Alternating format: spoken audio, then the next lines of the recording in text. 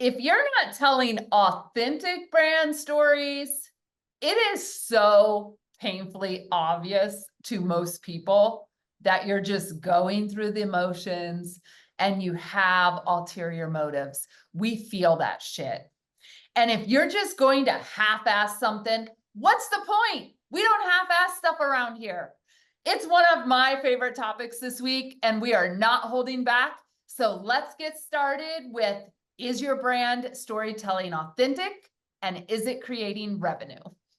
Welcome to the Grow Your Business for Good show.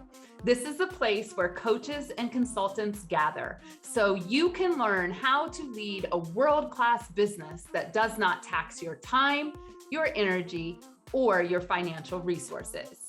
We are your hosts, M. Shannon Hernandez and Amy Hager of the Joyful Business Revolution. And our number one goal is to bring you clarity and insight on how to grow your business for good. Oh, all right. A lot of people talk about brand storytelling. And I would say even more people talk about building a business that is true to your why.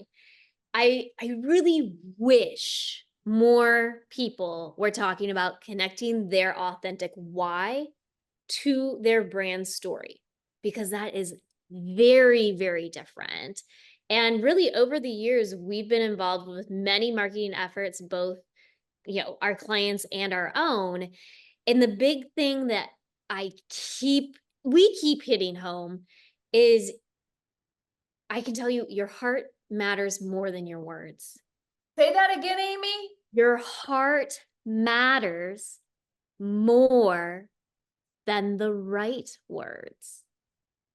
And so when we can operate from that place of truthfulness and joy, people can sense it. They can feel it. And that's really when sales are going to start rolling in. And so I'm really excited to dive in today to the authentic side of brand storytelling with you, Shannon. I know you love this topic. I don't know if these peeps are ready for what I've got in store. Hold on. And also, if the kids are listening, tell them earmuffs, because I got a few 4-letter words that are going to be dropped probably. All right, y'all. Marketing, storytelling, story marketing, whatever you call it. Why is it important? Okay. Mm-hmm. I have always been responsible for the marketing and communication in this business. It's something that I just don't want to give up. It's something that I love. It's something I love helping our clients with. But here's something I want you to know. Several years ago, I realized most people who struggle with sales fall into one of these two categories. So I want you to listen and I want you to ask yourself if this could be you. Okay. Mm. The first category is you sell without nurturing. Okay, whether it's people sliding into your DMs with, hey, hon, or into your email box with, dear sir or madam, we've all gotten those generic, unwelcome messages pushing us to buy. And while you might get lucky with cold sales, there's a reason it doesn't work very well. Yeah. And when you go directly for the sale without sharing context or building relationships, people run for the hills, and I can't say that I blame them, because I want nothing to do with that shady shit either, right?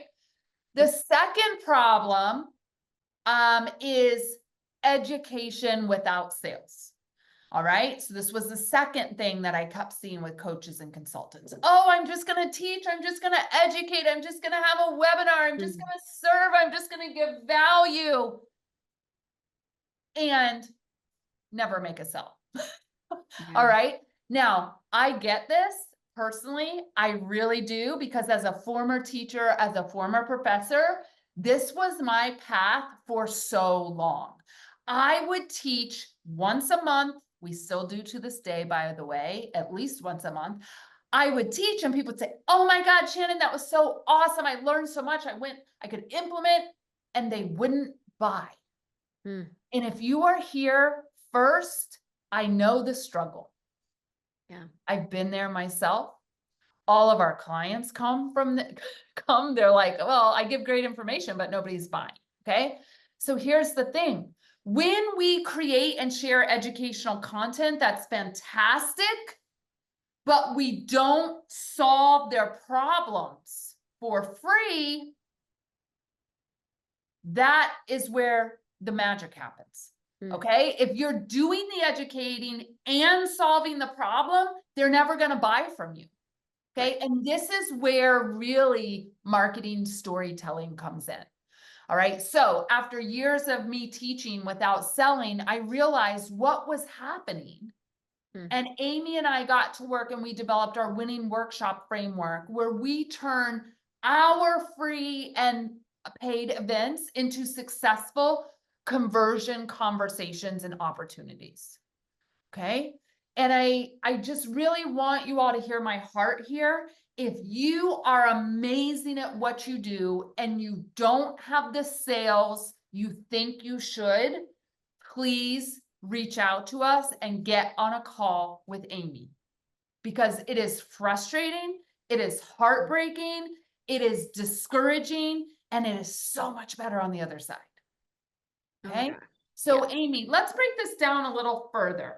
What actually is story marketing? Well, so I would say, around the time that I would say Shannon identified the biggest problems that most coaches and consultants have with their marketing. I don't know if y'all remember this. The Humans of New York was taking off. And whether they realized it at the time or not, their approach was genius. And so they were able to tell stories one by one on multiple parts. And it was like this drip campaign throughout the day. It was a blend of photos, of interviews, and people loved it. And they're even going back throughout the day to read like the next part of the story. It was kind of like that. They were creating a big distraction with amazing marketing storytelling. And so that's when Shannon really saw the opportunities that marketers and other business owners really weren't taking advantage of. And that is using story to create an emotion and nurture people. And so that is our definition. So you can call it story marketing, marketing story. There's a lot of different labels or a lot of different ways you can actually use story. But I think the big key thing is you have to do it authentically. And so, Shannon, kind of take us through the story types that you use to really help our clients when we're developing their marketing and messaging strategies. Yeah, I love this. And notice that Amy said story types, because I think one of the things that has been a disservice to the marketing industry is people only talking about one type of story. Right. Maybe it's your origin story or that hero's journey story, right? Those are really popular. But do you know you have literally thousands of stories that we can turn into revenue for your marketing? Today, I sat down and helped one of our clients, and Bex, we needed to hone in on some of her messaging. And we came up with a few of the bigger topics I wanted her to tackle. One of them was what she calls, we've worked on it this past week, destination addiction, which I think is brilliant, right? Yes. How many of us have been so addicted to the destination? Well, we know the problem with that. We hit the goal in business, we hit the goal on social, we hit the goal in our bank account, we get the house, we get the car, we get the kids. It's just an addiction. Yeah. We've been wired for this in the society, right? So she comes to me, Amy, this morning, and she says, you've said this piece was amazing, but I got to have a story for it. So it really drives it home. And so my job with her this morning was to ask her, where is a time and a very specific story that you can vividly tell where you were addicted to the destination? And she told me about training for a marathon in Ottawa, Canada. And she was working a full-time job. She was injured.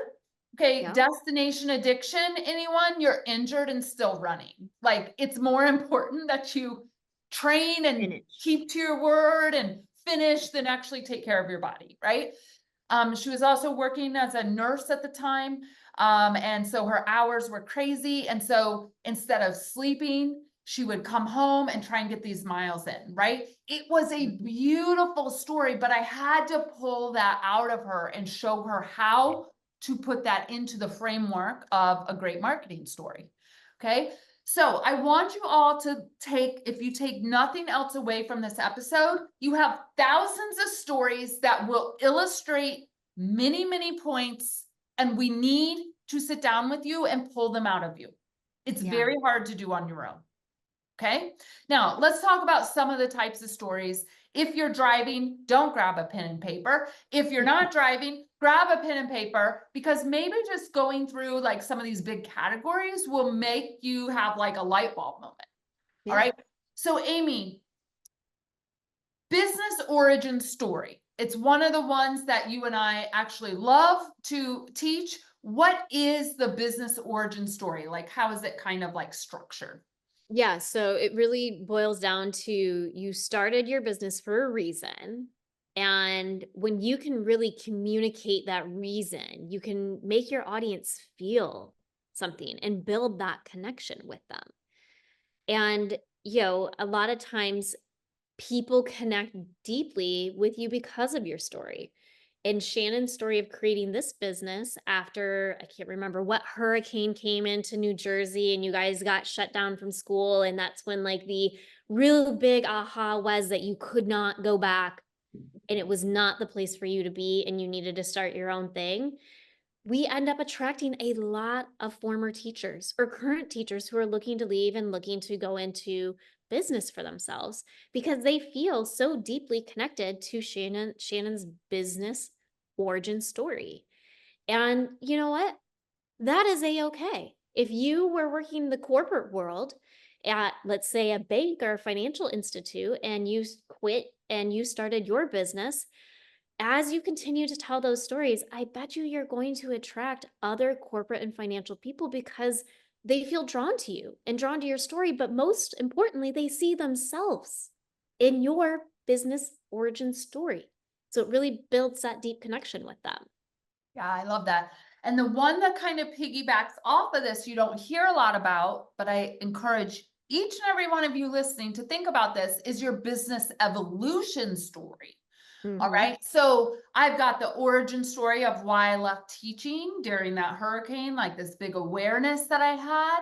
And then I also have so many stories of where I've evolved and pivoted and grown and changed my mind about things as I've found the sweet spot for now, right? My sweet spot for now is all about email marketing, all about story marketing, all about building this aligned life and business that's more, results in more joy, more revenue, more time off. This is the evolution story. And so your evolution story or evolution stories are also relatable. They're engaging. They show that you're not a static person, that your life changes, that you evolve and that you grow. And I don't know about you all, but I never want to work with somebody who's still telling the only one story, the origin story, 15 or 20 years later. Yeah. It's important, but also your business evolution stories are equally important. Okay. So Amy, let's talk about another story that we have a lot of fun, really with ourselves. Like you do this really good in interviews, right? It's the customer spotlight story. Yeah. So you're putting your customers front and center in your business. You can tell stories to really share their wins and their success. I love doing this in a very conversational format, but even, you know what? I find myself using a lot of customer spotlight stories in sales conversations. I use it when I'm teaching workshops. I use it when I'm teaching the clients. I use their own stories to help tie everything and bring it home. And so I think that, the customer spotlight story, again, with a journalism background and really loving to be able to be a radio DJ and talk about people's stories, I think that's why it comes so naturally and so easily for me to just kind of whip one out and dive into it. But it's such a great way for you to put your clients front and center and really showcase your business and tell the stories of their wins and their successes. Side note, I still cannot believe you went to journalism school. How did I pass? I don't know. Amy's full of surprises, y'all. And I'm full of side notes. And one of them is the next type of story, which is the values-driven narrative.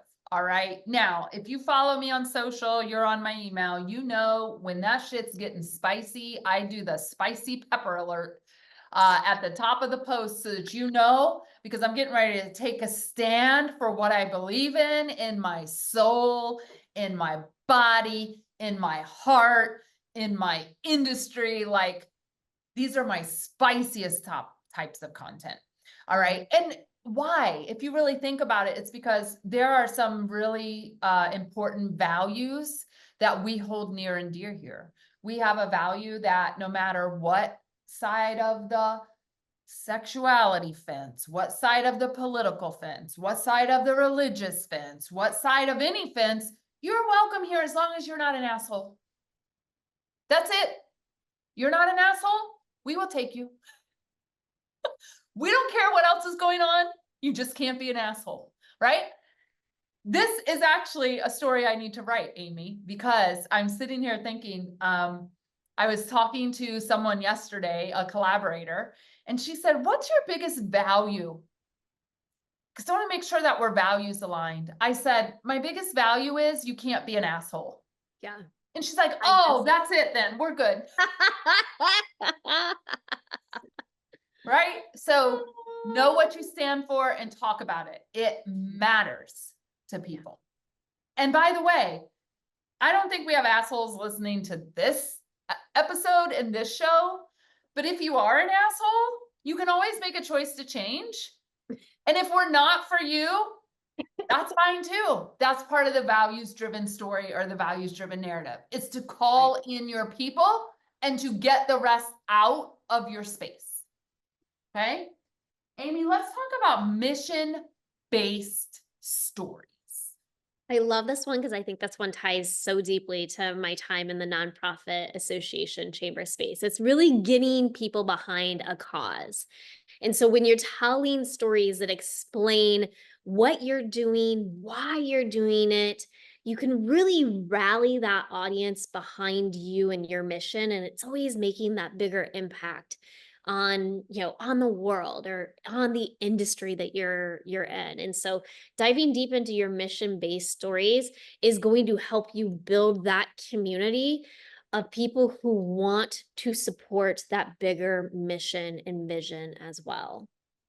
So Amy, can you think of one of our any of our clients who have a mission that they're sharing? Of course, you're going to put me on the spot when I'm like, oh, I love client storytelling. And I'm like, This is why I did it. I want to see squirm. So we do have a client, and one of the missions that I really love about this client is to help you understand why you eat what you eat and rewriting that. And really seeing her take the shame and blame out of, and the guilt out of the eating choices that we've been making. And again, making it very kind, making it very uplifting. And some people are like, oh, well, you're just saying that it's an scapegoat. Again, you should really be honing in and focusing on. That's that person that is running marathons and training for marathons, why they are still hurt. And again, not her person, not our people.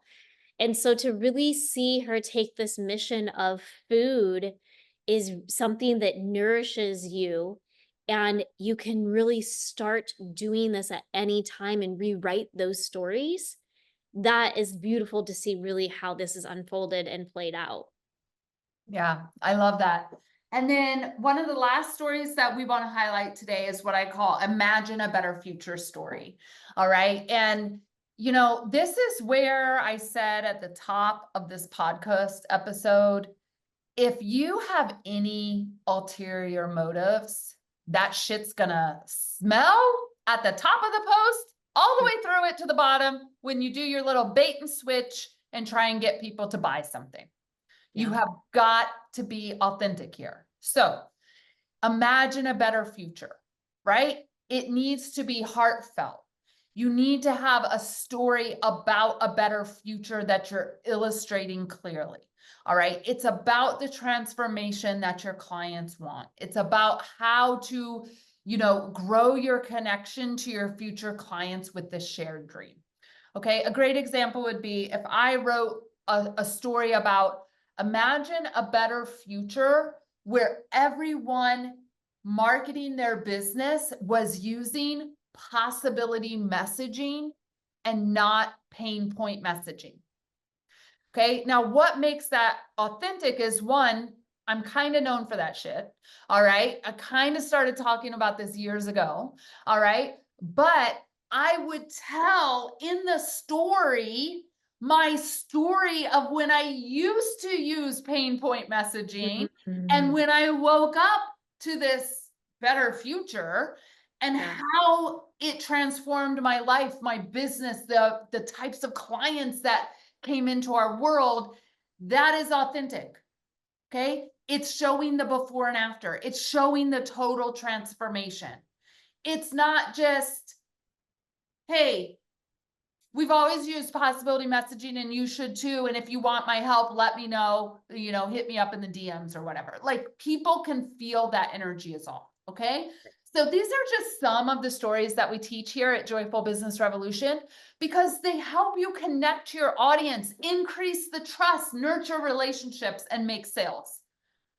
Okay. Now, if you haven't heard the news, we're going back to Miami in February of 2025 for our content creation on location event, where we create story and community so that you have a great experience with testing and trying different stories, us working with you, and how to really connect those stories to your marketing so that you make more revenue, right, next year. And this event schedule and all the details are in the show notes if you want to join us in Miami in February.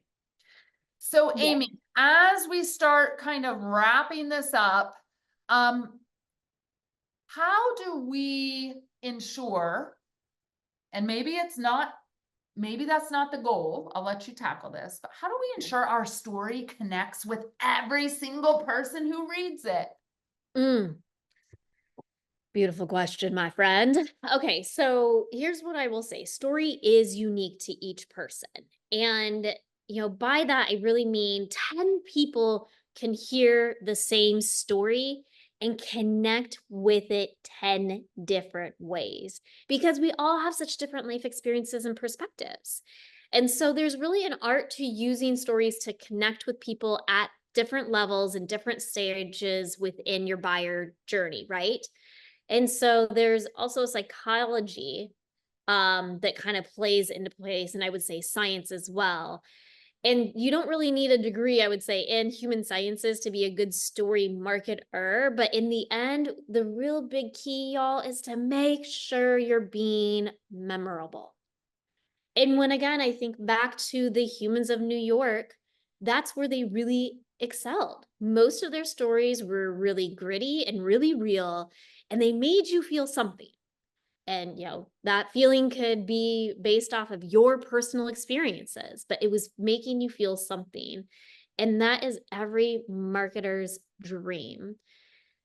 And how do you convert human interests into business concepts and marketing? And I feel like that is a very big question that we get a lot of time. Like, how do you bridge that gap? And so you want to make sure that you're exploring how you connect your stories to your business.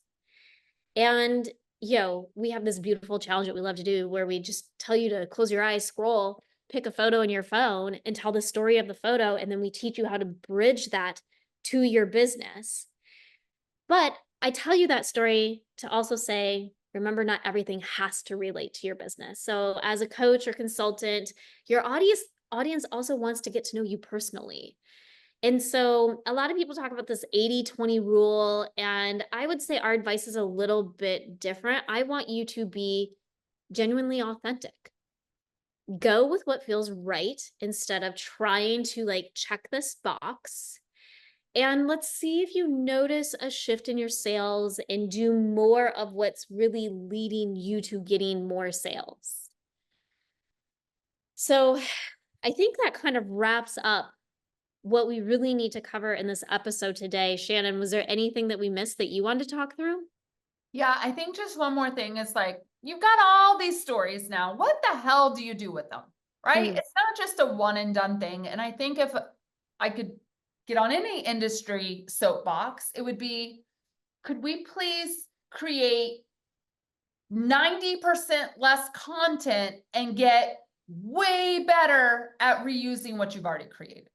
Yeah. Right? So where do we put these stories, right? Where are we putting these things once you've started sharing them? Well, I'm going to give you a quick list of my top of mind brainstorm. All right.